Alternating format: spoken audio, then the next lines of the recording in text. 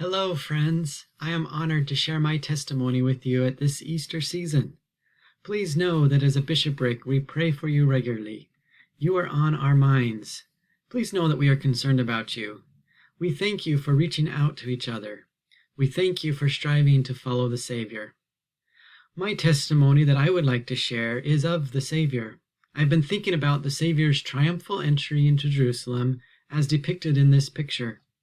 The people welcomed the Savior with praises and shouts of Hosanna. I've been asking myself over the past few days how well I welcome the Savior into my life.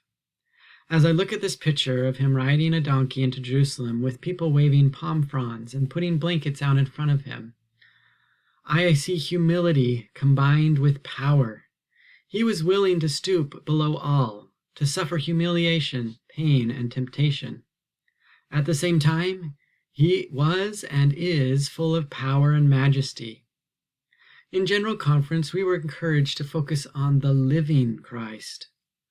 One thing I took away from the messages of conference was encouragement to live life fully, thoughtfully, and with meaning. A great way to do this is to welcome the Savior into our lives, to make him part of our lives, and to think of him daily. I testify that as we do, we will feel an added measure of peace during these troubling times. I know that Christ does live, and that he is our Savior and Redeemer. In the name of Jesus Christ, amen.